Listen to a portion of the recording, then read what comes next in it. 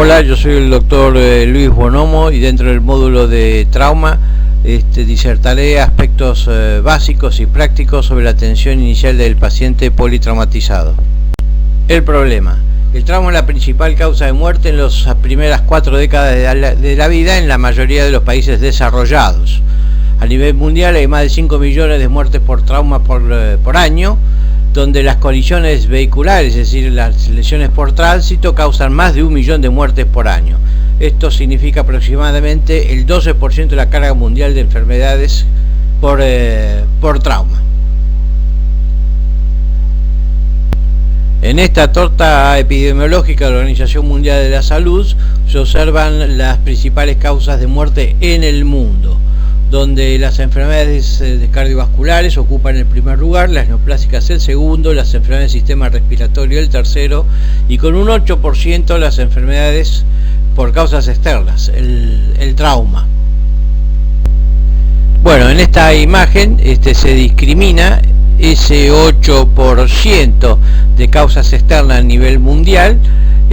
cuáles son las lesiones más frecuentes, siendo las lesiones por tránsito en primer lugar y violencia por autoagresión, es decir, autoinfligidas, y las violencias interpersonales en segundo y tercer lugar respectivamente. Luego ustedes pueden leer las otras.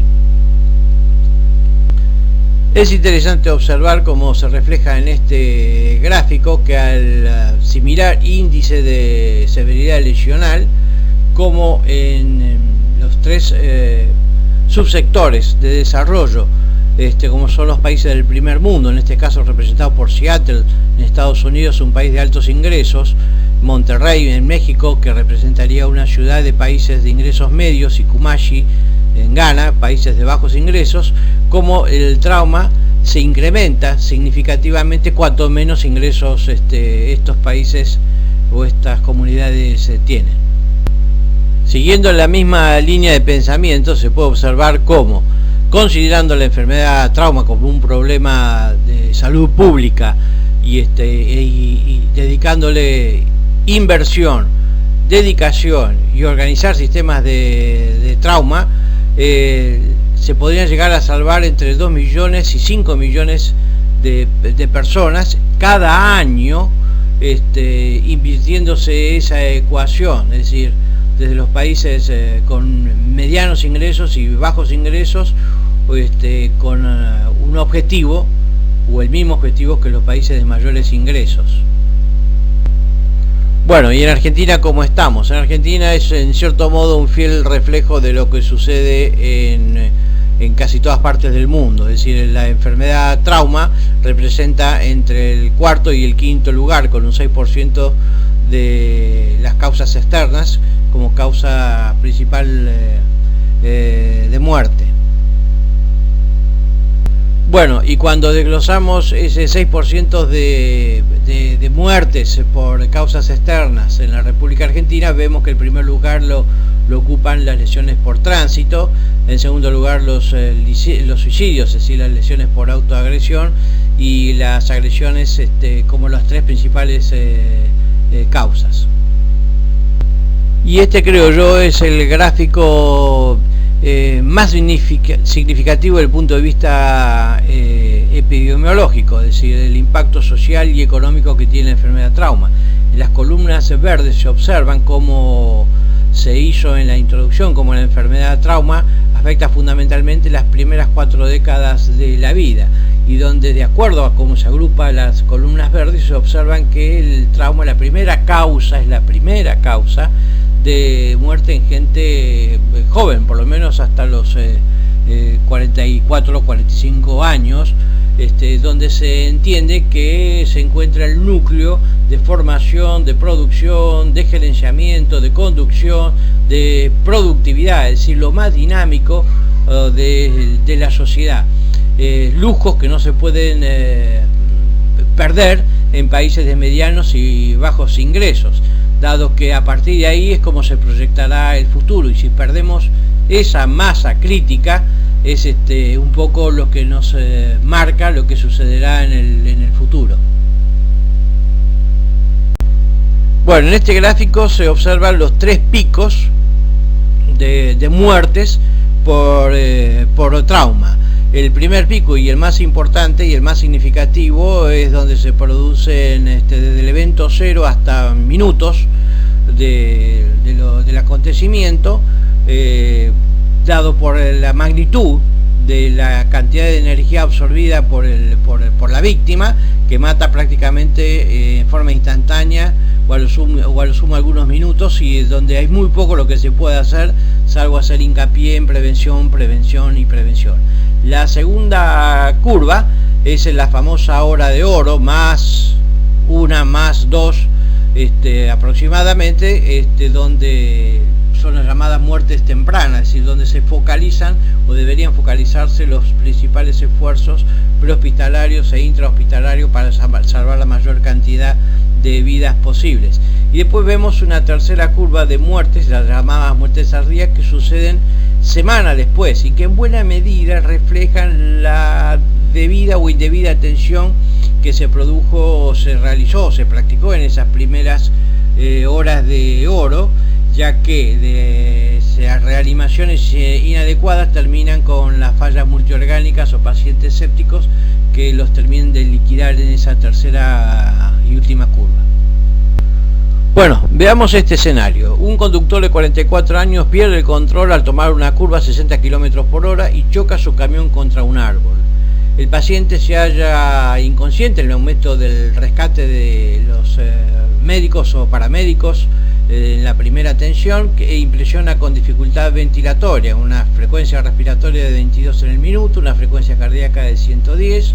una tensión arterial de 160, presenta un tatuaje del cinturón de seguridad de 3 puntos sobre su tórax y parte del abdomen y una deformidad en el fémur derecho.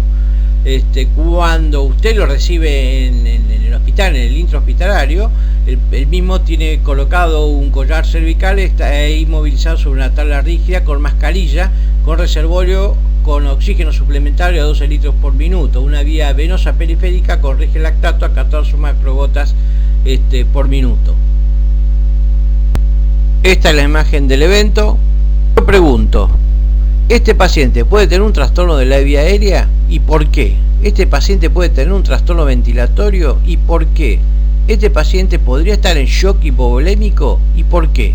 ¿Este paciente podría tener un shock neurogénico? ¿Y por qué? ¿Este paciente podría tener un compromiso medular? ¿Y por qué?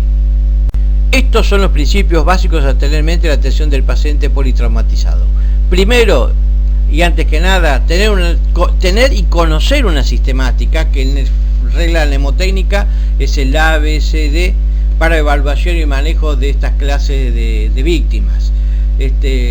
Tratar en primer lugar aquello que amenaza la vida del paciente. No es importante, a diferencia de la historia clínica tradicional y clásica, empezar por el interrogatorio hasta por último llegar al examen físico, sino acá al contrario, primero evaluar aquella condición, como se dice, que pone en amenaza la vida del paciente, solucionarlo y pasarle la secuencia de ese ABCD, donde el tiempo es esencial y no causar un daño mayor. Cuando se habla de tener y conocer una sistemática, se habla del ABCD. El A corresponde a la vía aérea, es decir, la vía aérea con protección de la columna cervical. Cuando se habla de B, por la palabra breathing en inglés, de respiración, se habla de la respiración y ventilación con oxígeno suplementario. La C corresponde a la circulación con control de la hemorragia, al D al déficit neurológico y a E a la exposición con control de la temperatura. Estas son las etapas de la atención inicial. La primera etapa es el núcleo, es la revisión primaria, es la preparación en función de la revisión primaria, y esa revisión primaria, el núcleo, es justamente la secuencia A, B, C, D y E, con los anexos, que ya veremos de qué se trata, que son los coadyuvantes para una mejor evaluación y reanimación del paciente. Una vez resuelta esta evaluación y tratamiento inicial es cuando se decide si la institución está en condiciones de atender al paciente o ya preparar la derivación, ya tener en mente la secuencia de derivación. Si estamos en condiciones de reanimar al paciente y continuar tratándolo en la institución, pasamos recién a la revisión secundaria una vez garantizada, una vez estabilizado el mismo a través del ABCD. La revisión secundaria es de la cabeza a los pies con los anexos correspondientes, es decir, los laboratorios, radiografías, ya veremos, que nos garanticen que no pasemos lesiones desapercibidas, para luego decidir el tratamiento definitivo. Hemos visto en la etapa inicial el ítem referido a la preparación. ¿Qué significa eso? Una preparación individual es saber, es decir, tener conocimiento de qué hacer y cómo hacerlo y evaluar la respuesta de lo que estamos haciendo. Estar preparados como equipo, es decir, identificar el líder y el rol que debe desempeñar cada uno de los asistentes, que ya hemos visto, ya hemos señalado que pueden activar casi en forma simultánea de tener las cosas claras. Y la preparación institucional, es decir, conocer dónde se encuentran los recursos técnicos y cuáles son los adecuados, y cuáles son nuestras capacidades y nuestras habilidades, independientemente que pueda haber un reanimador de primera, ¿me entendés? Pero si no están dados los elementos para realizar esa misma práctica, entra en controversia. Es decir, una preparación entonces básicamente individual como equipo e institucional es básicamente lo que quiero resaltar con la preparación. Un aspecto básico a considerar son las precauciones universales: el gorro, el barbijo, el camisolín, los guantes, el cubre calzado, protectores oculares, lo que se muestra en las imágenes, no solo para la atención del paciente politraumatizado, sino para la atención de pacientes en general, donde tendremos que ponernos en contacto con sangre, con fluidos, etcétera. Ya que el objetivo es atender un paciente y no terminemos con dos. Bueno, dentro de la evaluación inicial, en esa primera etapa, una forma rápida de evaluar la condición de ese paciente en 10 segundos es preguntarle al paciente por su nombre o por el acontecimiento, por el evento que le ha sucedido. Es una forma rápida de evaluar su A, B, C y D, ya que al estar lúcido el paciente nos está garantizando a través de su contestación que tiene una vía aérea permeable, que a través de esa vía permeable llega suficiente cantidad de oxígeno que le permite perfundir y oxigenar adecuadamente el cerebro y elaborar una respuesta clara. Entonces, en 10 segundos, preguntándole su nombre, su apellido, o que nos dé datos sobre el evento, es una forma muy rápida de evaluar su ABCD. En caso contrario, seguiremos la sistemática de evaluar cómo está su vía aérea, siempre considerando, de acuerdo a la cinemática del trauma, la potencialidad de la lesión de la columna cervical, no pasar a B hasta que no tenemos resuelto el A. Una vez garantizada el A, evaluar la respiración, ventilación, siempre con el apoyo del oxígeno suplementario, y la necesidad de algún procedimiento elemental o básico para esa etapa de la reanimación. Su estado hemodinámico, garantizado a través de dos vías cortas, gruesas y periféricas, la inyección de fluidos, evaluar su condición neurológica, para luego pasar a la exposición con el control de la temperatura, siempre respetando esa secuencia. Es importante considerar que esta secuencia, el A, B, C, D y E, disculpe que lo repita hasta el cansancio, es la sistemática y la forma de evaluar las prioridades y atender las mismas, independientemente de la cinemática del trauma. Si son traumas penetrantes, si son traumas contusos, si son pacientes quemados, pacientes ahogados, envenenados, independientemente de la cinemática del trauma. Y lo mismo les quiero decir que esa misma sistemática se aplica sea adultos mayores, lactantes, niños, embarazadas, obesos, atletas, considerando su propia fisiología, fisiopatología, los comorbilidades, medicaciones, etcétera. Pero la secuencia siempre es exactamente la misma. Entonces la sistemática se empieza por A, que es el equivalente a la vía aérea, evaluar si la misma está permeable o es necesaria garantizarle en forma transitoria para objetivo de una definitiva a través de distintos recursos y procedimientos que cuando se toque el capítulo de vía aérea van a estar ampliamente informados, pero siempre tener presente los peligros latentes, como que para garantizar una vía aérea, poner énfasis en la misma, de acuerdo con la cinemática del trauma, tener presente la posibilidad de una lesión de la columna cervical y que las hiperextensiones pueden provocar una lesión mayor, que esa vía aérea inicialmente permeable se puede ir perdiendo con el transcurso de los minutos si la reanimación no es adecuada, como por ejemplo un shock en progreso o un deterioro del estado de conciencia, que pueden haber fallas en el equipo también, o que haya incapacidades para intubar, o porque no existen las habilidades suficientes o porque el paciente presenta algunas características físicas que así lo indican. Una vez garantizada la vía aérea pasamos a la B, a la respiración y a la ventilación. Es decir, la ventilación es la dinámica mecánica de la caja torácica que permite el ingreso de aire en tanto en cuanto haya una vía aérea expedita, y ese ingreso de aire permita la hematosis, es el intercambio gaseoso, es decir, la respiración. Hay signos, evidencias a través de la sospecha clínica de lo que está sucediendo, y con la ayuda de algunos anexos perfectamente es posible de discriminar qué es lo que está sucediendo. Tener presente en B dos peligros latentes permanentemente que hay que tener en mente, sin no confundir la ventilación con la respiración, no confundir la dinámica mecánica ventilatoria con el intercambio gaseoso, y por otro lado tener presente que en la posibilidad siempre de que la presencia de un neumotórax, al ser intubado un paciente y empezar con la ventilación positiva, se puede transformar en un neumotórax hipertensivo y falsamente ser interpretado como una causa de shock. Vale la pena de cualquier manera que la mayoría de los neumotórax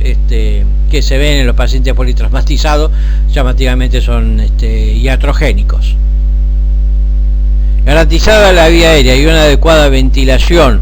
y respiración, pasamos a C, a la condición hemodinámica del paciente. Primer concepto, sospechar que todo shock es hemorrágico en el paciente traumatizado hasta que no se demuestre lo contrario. Y si bien el shock es un fenómeno tisular, es un déficit de oxigenación, perfusión a nivel de los tejidos, tiene su expresión clínica a través de cuáles son los niveles de conciencia de no haber mediado un traumatismo de cráneo, ¿se entiende? El color y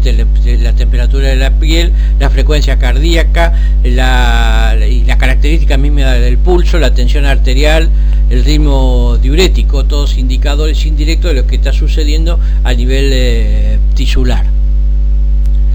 Tres conceptos básicos del manejo adecuado del estado de hemodinámica del paciente es control de la hemorragia, es decir, parar el sangrado, tanto los externos como el interno, es decir, cerrar la canilla, lo que se dice en forma coloquial. Restaurar el volumen en función de que no nos quedemos cortos ni sobrecarguemos volémicamente al paciente, y reevaluar permanentemente esa condición. tener en cuenta los peligros latentes, los adultos mayores por la menor reserva fisiológica que tienen, es decir, que pequeños volúmenes son condiciones de llevarlos a shocks profundos. Tener presente también la polimedicación, entre ellos los beta bloqueantes, los que uno espera encontrar con una frecuencia cardíaca aumentada por su efecto del beta bloqueo o por la presencia de marcapasos, no tiene la correspondencia que se espera. Lo mismo en los niños al contrario, por una mayor reserva fisiológica, cuando se manifiesta en el shock es porque ya estuvieron escaseando su respuesta fisiológica durante un buen tiempo antes que nos demos cuenta. Los atletas, por esa capacidad funcional que tienen de adaptación y por lo tanto en cierto grado de manifestaciones tardías del shock y los medicamentos, como se digo, sobre todo en la edad adulta. Bueno, no quiero dejar pasar algunos tips actualizados por las recomendaciones en el SENAIS, por el Instituto de la Excelencia de la Atención en la Atención de la Salud, que son la utilización de apósitos simples y presión directa para las hemorragias externas, en los pacientes que tienen trauma mayor de las extremidades, utilizar torniquetes perfectamente aceptados hoy, lo que antes hasta hace poco era pecado mortal, y y ante la sospecha de traumatismos fundamentalmente cerrados de pelvis, empaquetar de entrada los mismos con los distintos elementos que hoy están diseñados y utilizar en caso de necesidad algún improvisado, pero no dejar de empaquetar la pelvis, ya sea durante el mismo traslado. Siguiendo en esa línea de conceptos actualizados, es decir, en el caso del shock hemorrágico, tener presente la reposición volumétrica restrictiva, sobre todo en los traumatismos que son penetrantes, es decir, mantener una presión arterial sistólica de 80 u 85 si se asocia a traumatismos de cráneo, porque se ha demostrado que superar esos volúmenes de presión sistólica lo que hacen es remover el coágulo y agravar paradójicamente el sangrado. Reemplazar cuanto antes los cristaloides que inicialmente se dan en la reanimación por la sangre, y la sangre desde luego que será cero negativo en el caso de las mujeres o cero negativo o positivo en el caso de los hombres, pero cuanto antes reemplazarlo por los cristaloides por sus efectos fundamentalmente de hemodilución, y que en términos prácticos en realidad lo que yo necesito son carrier, es decir, hemoglobina para transportar oxígeno, más que la represión solo volumétrica. Y la importancia del ácido tranexámico, que ya hay evidencia súper demostrada de su utilidad, pero siempre y cuando se utilice dentro de las primeras 3 horas de realizado el evento, para después hacer un goteo continuo durante las 8 horas siguientes. Garantizado el estado hemodinámico del paciente, va a hacer la evaluación neurológica, es el D de nuestro algoritmo mnemotécnico, que consiste básicamente en el ABPU, evaluar si el paciente está alerta, si responde a las órdenes verbales, si responde a las órdenes por dolor, o el paciente está directamente inconsciente, para lo cual no hay nada más valioso que la escala de coma de Glasgow para evaluar ese estado de lucidez o hasta la inconsciencia, y la respuesta a los estímulos lumínicos pupilares. Bueno, garantizado entonces la vía aérea, una adecuada ventilación e intercambio gaseoso, una adecuada circulación, su estado neurológico, pasamos a la exposición completa del paciente, tener siempre presente que nosotros evaluamos lo que vemos, me explico, y que el paciente tiene un 50% que se nos oculta, por lo cual con todas las medidas y las precauciones del caso ante la sospecha de una lesión de raquimedular, evaluar el dorso del paciente y descartar las lesiones que pueden haber pasado desapercibidas. Como resumen de esta primera etapa de reanimación de la atención inicial del paciente politraumatizado, básicamente es garantizar, asegurar una vía aérea y proteger la misma, una ventilación y oxigenación, intercambio gaseoso adecuado, parar el sangrado, tener presente que los cristaloides inicialmente que nos han asegurado la reanimación, rápidamente pasarlos a sangre con el concepto de hipotensión controlada, sobre todo en los pacientes con traumatismos penetrantes, evitar el deterioro neurológico, es decir, si garantizamos una buena vía aérea, una buena ventilación, oxigenación y una buena perfusión cerebral, evitamos el segundo insulto, eventualmente de haber habido un primer insulto neurológico, y siempre en la exposición para evitar las lesiones desapercibidas que pueden potenciar el deterioro un deterioro de la reanimación adecuada que podríamos haber hecho, que son las lesiones desapercibidas. Bueno, cuando hablamos de aquellos anexos que acompañan a la reanimación inicial, a esa sistemática del A, B, C, D y E, son aquellos que nos van a monitorear, nos van a ayudar a considerar si lo que estamos haciendo es lo adecuado. Esos signos vitales que deben estar registrados en forma permanente, con monitoreo electrocardiográfico, oximetría de pulso, capnografía en caso de necesidad de haber sido intubado para garantizar que estemos adecuadamente intubados, la muestra para grupo y factor, para coagulograma, para test de embarazo en la mujer, gases en sangre, lactato, todo lo que nos resulte necesario como apoyo de la gente de los laboratoristas. Los débito urinario para evaluar una adecuada perfusión, para lo cual es necesario colocar catéteres, como en la vejiga, también en el estómago, sabiendo que hay circunstancias del politraumatizado que son fantásticos vomitadores, como es el caso de las embarazadas, los quemados y los chicos. No solo quedan ahí los anexos primarios, sino que además se complementan con las radiologías básicas, como la radiografía de tórax, la radiografía de pelvis, eventualmente la radiografía de columna cervical, si existe una sospecha sobre la posible compromiso a ese nivel. En los pacientes, sobre todo hemodinámicamente inestable o depende de la limitación de los recursos que tengamos, la ecografía es un recurso fantástico para evaluar la posibilidad de sangrado en el abdomen, o haciendo la ecografía extendida para evaluar el sangrado que pudiera estar en el tórax, o la presencia de aire mismo de tórax, o lo que sería el FAS extendido, y eventualmente, si las condiciones o los recursos son más aún limitados, bueno, el lavado peritoneal diagnóstico, que todavía tiene cierta vigencia. No quiero dejar pasar, dentro de los tips de las recomendaciones NICE, es que, bueno, hoy en día en los pacientes, por supuesto, hemodinámicamente estables y que no tienen un compromiso ventilatorio significativo, la pantomografía de 64 cortes mayores de 16 años, es el gold standard. Es la que más rendimiento tiene para evaluar la condición del politraumatizado y disminuir las lesiones desapercibidas. Por supuesto, no está recomendada en los niños, y desde luego la vigencia de la radiografía de tórax, pelvis y el FAS extendido, es decir, el estudio ecosonográfico del abdomen extendido al tórax, en los pacientes que están hemodinámicamente inestables, y por supuesto, y no tienen la posibilidad de perder tiempo, entre comillas, de ir a sacarse una tomografía.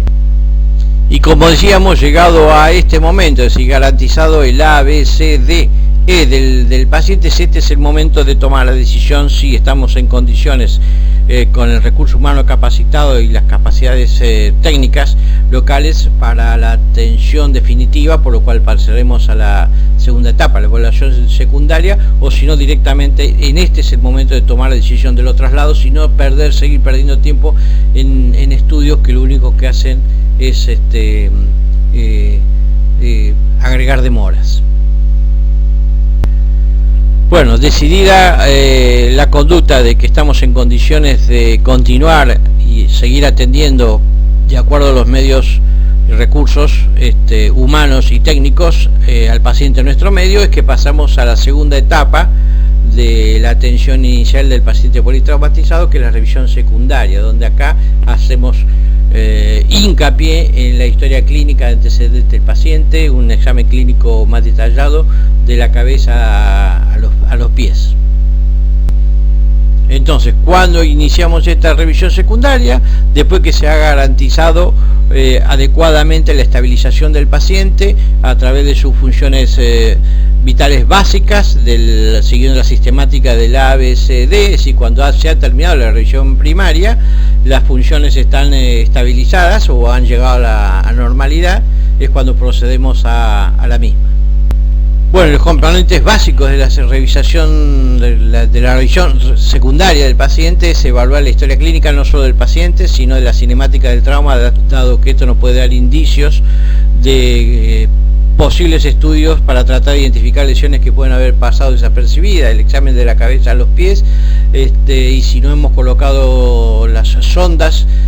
o los anexos de la evaluación inicial, este es el momento de replantearnos y de recolocarlos si están indicados o no tienen contraindicaciones, reevaluar neurológicamente el paciente, que es un permanentemente buen indicador que una reanimación adecuada, y utilizar la batería de diagnósticos o interconsultas para minimizar, siempre les digo, las posibles lesiones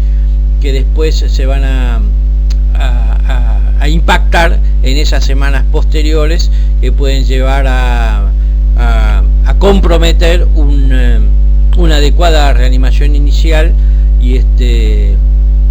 hacerla fracasar todos los esfuerzos que veníamos haciendo hasta el momento.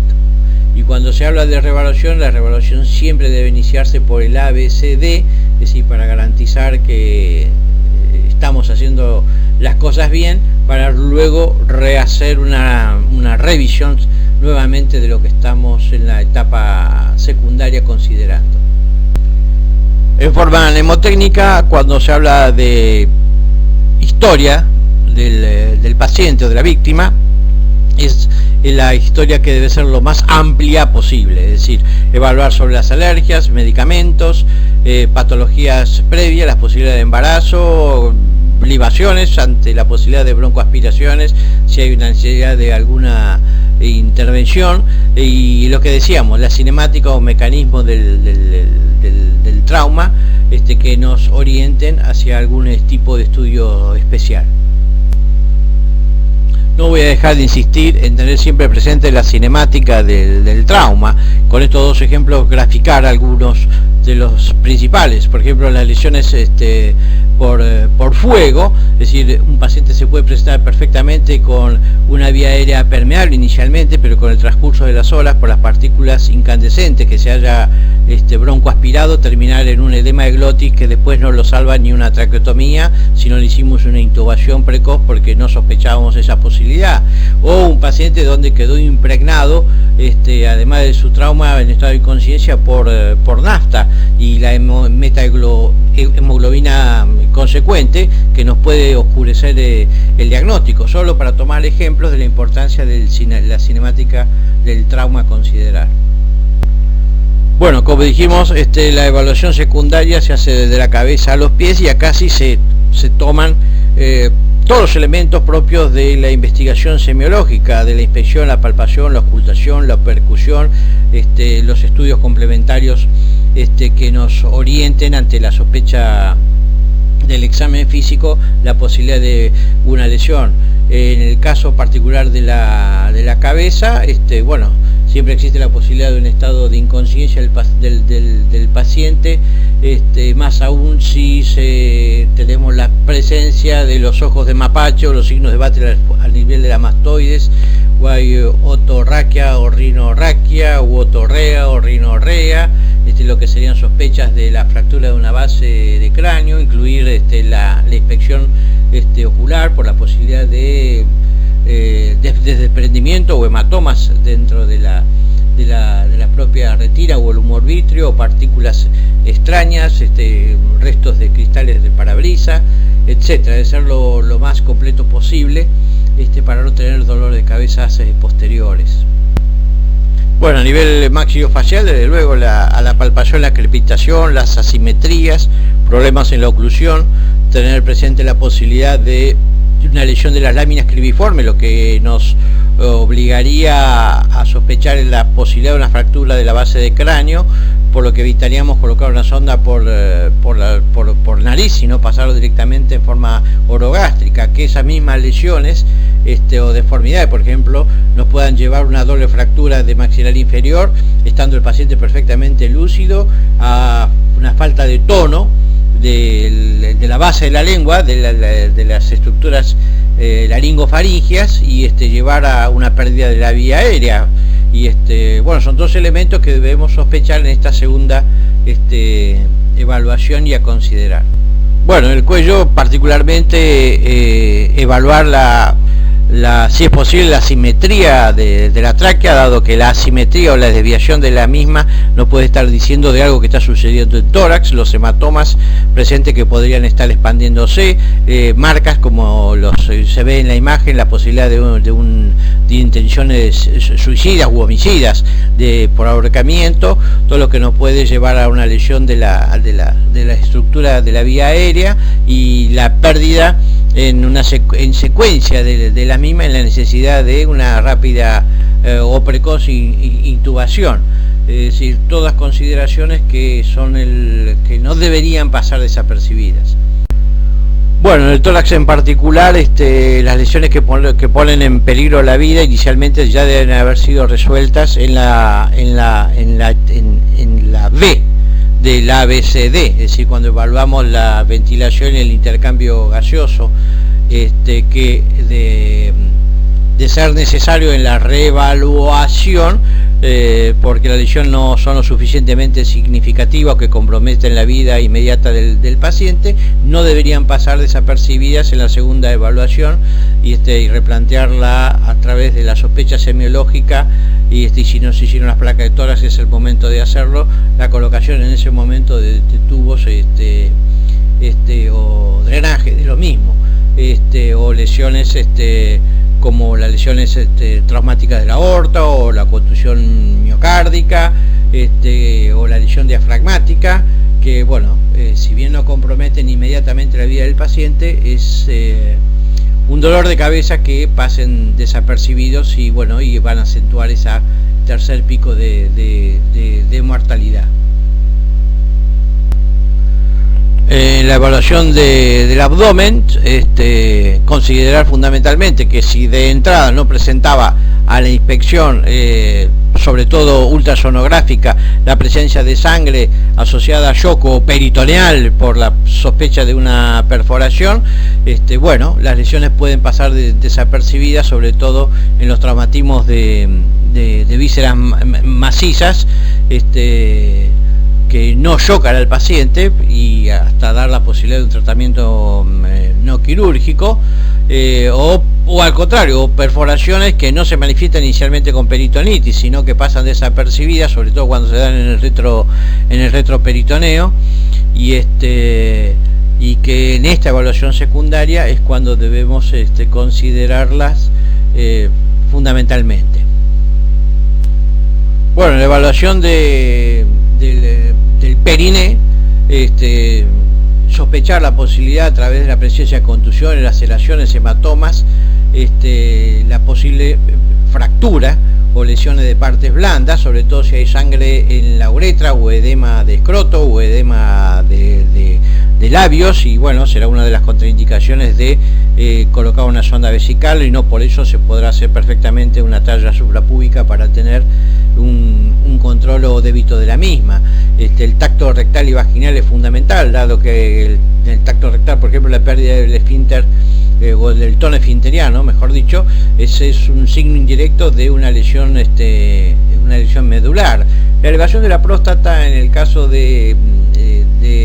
la lesión de la uretra, cada vez tiene menos vigencia, pero por supuesto, si se detecta, sirve. Lo mismo que la presencia de sangre en el meato. A través del mismo tacto rectal se puede hasta palpar la posibilidad de fracturas o exposición de trazos de espículas óseas dentro del mismo canal anal, lo mismo que en la vagina. Siempre tener cuidado la posibilidad de que la paciente esté embarazada y esto sea un factor más de riesgo agregado.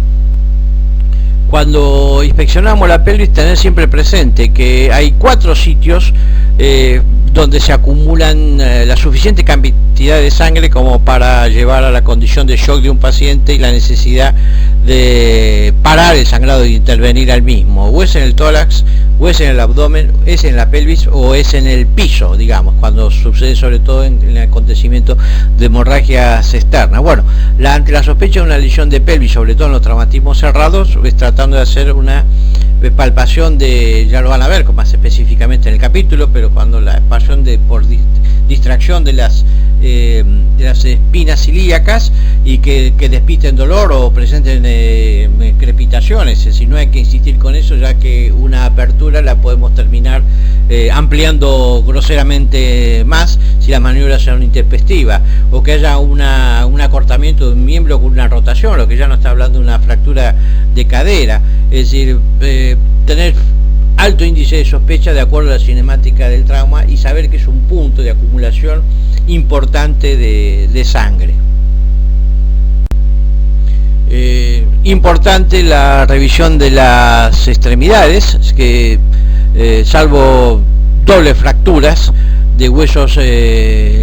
largos, en general no van a comprometer la volemia del paciente, pero sí su lesión desapercibida, ya sea por su no tener el alto índice de sospecha, es posible que lleve a lesiones por síndrome compartimentales o por tardía reparación vascular o neurológica a la pérdida de los mismos. Así que es importante evaluar sobre todo los edemas, deformidades, crepitaciones, el dolor, y siempre tener presente que una adecuada o alineamiento con una pequeña tracción y estabilización supera la mayoría de las lesiones que ahí se presenten, y una compresión en el caso de las hemorragias externas. Tener presente que cuando uno hace la evaluación secundaria, las lesiones desapercibidas, la que en todas las estadísticas ocupan el primer lugar son las lesiones justamente en las extremidades. Así que siempre tener en consideración esta premisa para que no nos sorprendan tardíamente. Y la evaluación neurológica en la revisión secundaria, yo les diría que es la mejor oportunidad para hacer una evaluación de la escala de coma de Glasgow, es decir, cuando el paciente está estabilizado. Debe considerarse, como ya vimos, también la reacción y el tamaño pupilar, es decir, signo de lateralización, es decir, que haya un signo de foco por un hematoma extradural o subdural que esté en progresión y necesite la evacuación urgente. Es decir, lo que no estaba presente al ingreso puede estar perfectamente presente en la evaluación secundaria, que no debe pasar desapercibido. A la evaluación neurológica central le sigue la evaluación raquimedular, es decir, de acuerdo a las condiciones del paciente, esté consciente o inconsciente. Si el paciente está inconsciente, no hay nada mejor que una resonancia nuclear magnética o una tomografía de toda la estructura raquimedular. En caso del paciente consciente, bueno, de la queja del dolor, o si existen deformidades o crepitancias, sospechar la posible lesión de la misma, que va a estar acompañado por una evaluación neurológica sensorial y motora que nos hagan sospechar el nivel de la lesión. Y tenga presente que en general hay un 20% ante la presencia de una lesión, de una segunda lesión, y generalmente en un segmento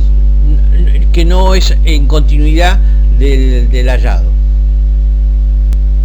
Cuando hacemos la evaluación raquimedular, tener en cuenta dos premisas. Primero, que una exploración inadecuada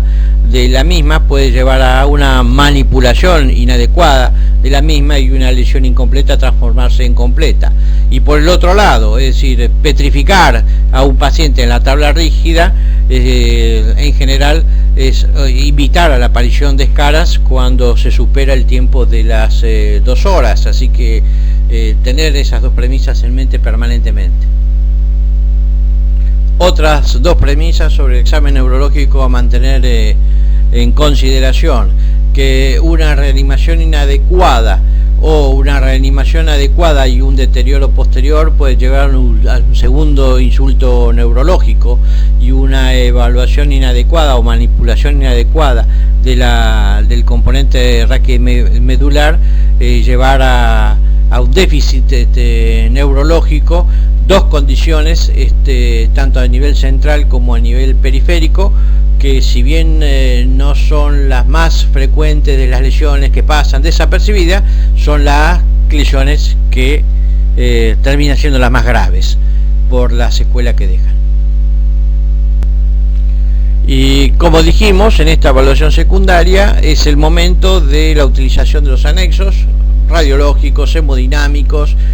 todo lo que consideremos para disminuir el índice de lesiones desapercibidas. Este es el momento para realizarlos. Bueno, siempre tener presente, este es para la reevaluación permanente del paciente, sabiendo que en el top 10 de las lesiones que pasan desapercibidas son las que se dan en las extremidades, pero las más graves son justamente las neurológicas, y en un nivel intermedio las lesiones de víscera hueca. Bueno, de acuerdo a la cinemática del trauma, siempre tener presente esas posibilidades y utilizar todos los recursos disponibles para minimizarlas. En pleno siglo XXI, si hay algo que el paciente no puede tener es dolor. Estamos de acuerdo que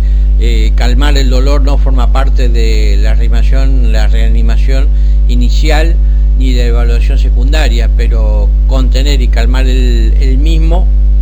forma parte de la buena praxis. Bueno, ¿qué pacientes debo trasladar a un centro de mayores cuidados? Como ya hemos visto, el momento es entre la reanimación inicial, el ABCDE, cuando estabilizamos al paciente, primera evaluación si consideramos que tenemos recursos humanos y técnicos para solucionar el problema en la institución, o al final de la evaluación secundaria, cuando vemos que la gravedad de las lesiones, la comorbilidad de los pacientes necesitan de un equipo multidisciplinario que no lo tenemos presente en las instituciones y excede nuestras capacidades. Pero sea tanto en la transición de la reanimación inicial, como decía, el ABCD, a la evaluación secundaria, en ese gap que tenemos y hemos decidido trasladar al paciente, o al final de la evaluación secundaria, hay una condición sine qua non, que el paciente debe estar